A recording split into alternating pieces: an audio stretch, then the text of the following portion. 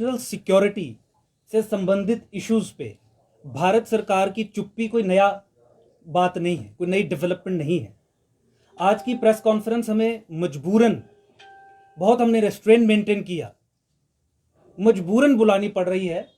Poonch sector में जो परिस्थिति बनी है, पुंछ सिटी में, पुंछ सिटी के अराउंड, पुंछ एरिया में जो परिस्थिति बनी है, उस संदर्भ में आज हमें ये नेशनल सिक्योरिटी को मद्देनजर रखते हुए प्रेस कॉन्फ्रेंस कर रही है। आपने देखा कि हमारी सिक्योरिटी फोर्सेस ने हैवी कैजुअलिटीज सफर की। आज से पहले 17 दिन तक कोई ऑपरेशन नहीं चला। It's 17th day into Poonch operation. Poonch के जंगलों पे फिदाइन तत्वों का अपेरेंटली कब्जा दिखाई पड़ रहा है। भारत के होम मिनिस्टर जम्मू कश्मीर के दौरे पे थे।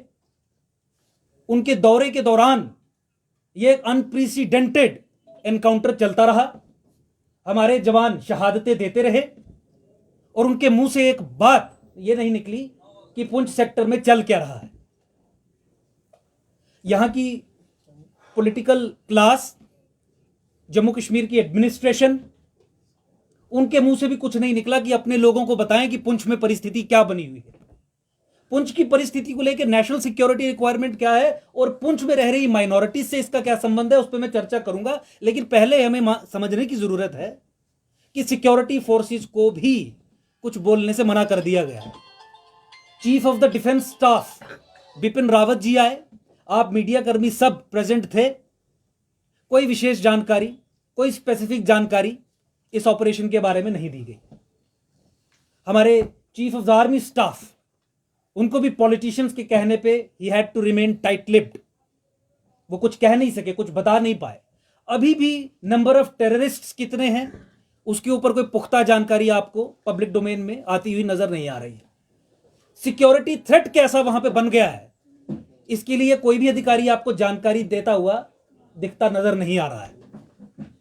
वहां पे रहने वाले हिंदू और सिख जो हैं, पुंछ की मैं बात कर रहा हूं, जो माइनॉरिटी कम्युनिटी है, उनके कई नुमाइंदों से, कई संगठनों से, धार्मिक, सामाजिक, पॉलिटिकल, लगातार हमारी चर्चा हो रही है। They are terrified. मैं आज पूरे जम्मू कश्मीर के और देश की जनता को यह बताना चाहता हूं कि इन सब इवेंट्स के कारण, इन सब डेवलपमेंट्स के कारण पुंछ में रहने वाले हिंदू, सिख माइनॉरिटीज अब टेरिफाइड हैं। वो महसूस करते हैं कि जैसे वो पूरे देश से आइसोलेट हो गए। असल की क्या बात है वो सामने नहीं आ रही। इस परिस्थिति में जहां हमारे जवानों की शहादतें हो जा रही हैं, किस तरीके के हाइडआउट्स हैं उसके बारे में पता नहीं है। ये फॉरेन टेररिस्ट्स हैं, कुछ अधिकारियों ने कहा ऐसी खबरें आने के बाद। एंड द फैक्ट कि वहां की जो आम जनता है, जो माइनॉरिटीज है, जो रेडिकलाइजेशन और इंडोक्ट्रिनेशन के प्रोसेस को पिछले कई वर्षों से देख रही है अपनी आंखों से। एंड द फैक्ट कि आतंकवादियों को तो कुछ अभी तक हुआ नहीं खास, कुछ एक दो कैजुअलिटीज उनकी तरफ से अगर किलिंग्स हुई होंगी तो I don't know, the army बता सकती है वो। लेकिन इस एपिसोड को लेके काठमांडू से गिरफ्तारियां हो रही हैं। ओवरग्राउंड वर्कर्स जो आपके पुंछ के रहने वाले हैं, उनकी गिरफ्तारियां हो रही हैं। आप बहुत सारे लोगों को पकड़ रहे हो। ये तो ऐसा लग रहा है कि कोई बहुत बड़ा एक ऑपरेशन यहां पे चल रहा है। आज हम इस प्रेस कॉन्फ्रेंस के माध्यम से, और यही इंपॉर्टेंस है आज की प्रेस कॉन्फ्रेंस की, यही सवाल जो आज सरकार से हम सवाल पूछना चाहते हैं। सरकार क्लैरिफाई करे कि क्या पुंछ में कारगिल जैसी सिचुएशन तो इमर्ज नहीं हो रही है।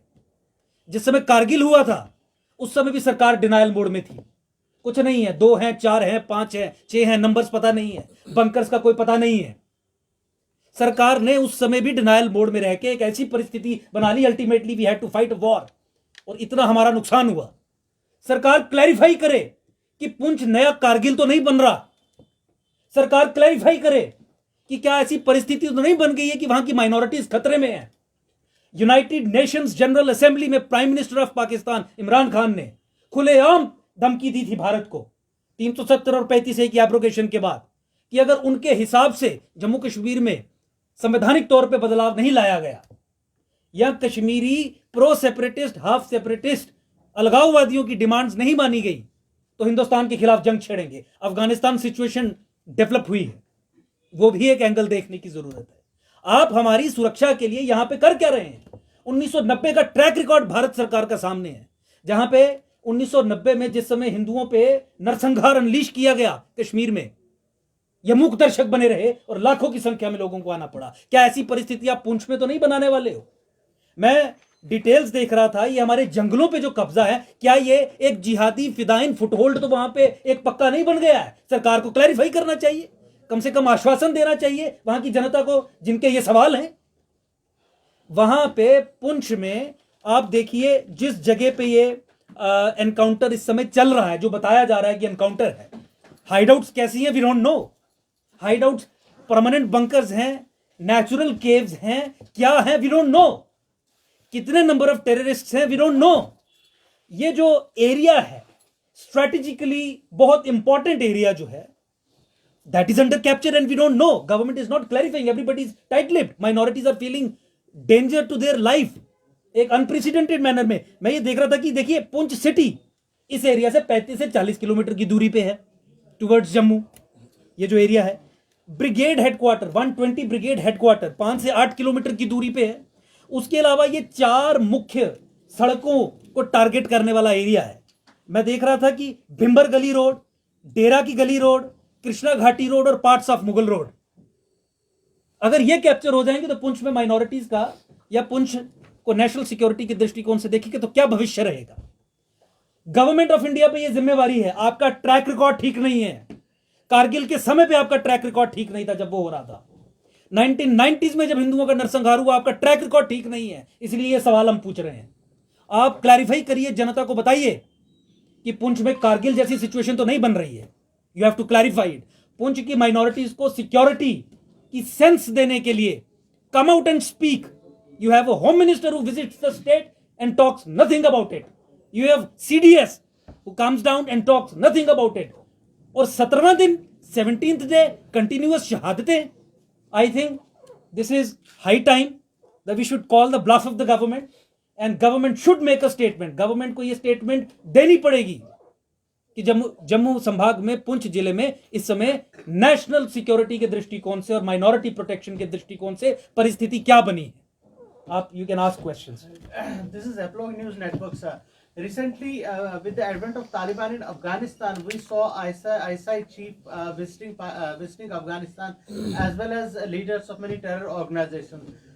Do you apprehend that the Afghan Taliban has entered this region and they are selectively killing our armed forces in this region? Do you apprehend anything like that? No, it's not a question of apprehending if you apply your rational logic to the situation that has prevailed. And if you understand the geopolitics of the area around, you cannot rule it out that these are foreign terrorists, number one. Even the security forces probably have gone on record to say, and some of them have confessed, that yes, the terrorists are foreign terrorists.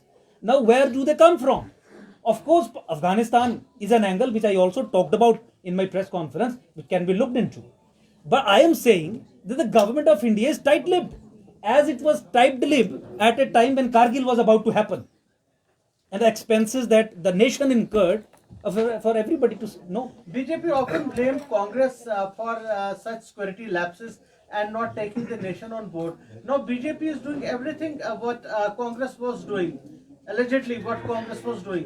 So what is your take on this? Do you think that they are on the same path as Congress? 100% BJP का कांग्रेसीकरण भी हो चुका है, एनसीकरण भी हो चुका है, पाकिस्तानीकरण भी हो चुका है। हमने कई बार अपनी स्पीचेस में, डिबेट्स में डिटेल में समझा के ये बता दिया है कि जैसा आईएसआई और पाकिस्तान चाहेगा कि भारत सरकार की नीति जम्मू कश्मीर को लेके हो, वैसी ही नीति भारत सरकार जम्मू कश्मीर को लेके अपना के बैठी है।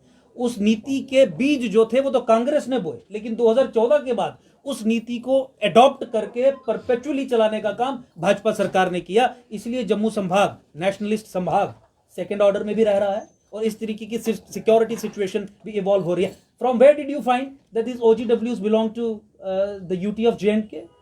डिड यू नॉट फाइंड कि जो प्रॉपर एक इकोसिस्टम बना था इस टेररिस्ट असॉल्ट के लिए, जो भी चल रहा है ongoing, and we do not know the nature of it, ये यहां से इंटरनल सपोर्ट के बिना पॉसिबल नहीं हो सकता था।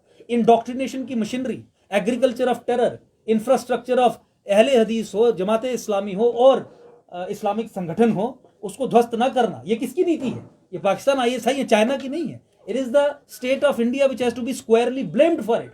और अब ये चुप्पी साधना, देश को मिसलीड करना, होम मिनिस्टर का यहां से वापस जाना, पीर पंचाल के पहाड़ों की फोटो खींचना और देश और दुनिया से निवेदन करना कि कश्मीर में आइए टूरिज्म को प्रमोट करने के लिए, आपको इनकी प्रायोरिटीज दर्शाता है, आपको इनका दृष्टिकोण जो है उसके बारे में जानकारी देता है। जम्मू नेशनल सिक्योरिटी के पॉइंट ऑफ व्यू से भी, जम्मू डेवलपमेंट के पॉइंट ऑफ व्यू से भी किसी खाते में, किसी प्रायोरिटी लिस्ट में नहीं है। We are waiting, we'll be doing a series of press conferences. We understand the geopolitics of this situation. We also understand the ideological dimensions. अगर भारत सरकार इस पे चुप्पी साध के बैठी है तो क्या क्या पॉसिबिलिटीज हो सकती हैं कि ये चुप्पी चुप्पी बनी, क्या क्या पॉसिबिलिटीज हो सकती हैं कि थिंग्स आर गोइंग अनअबेटेड। 2.5 महीने पहले police administration is on record to say क्या 5 अगस्त 2021 को वहां पे पहला एनकाउंटर, पहला एंगेजमेंट सिक्योरिटी फोर्सेस के साथ स्टार्ट हुआ। 2.5-3 महीने से टेररिस्ट प्रेजेंस आपको वहां पे पता है, you are engaging with them and now you have no clue.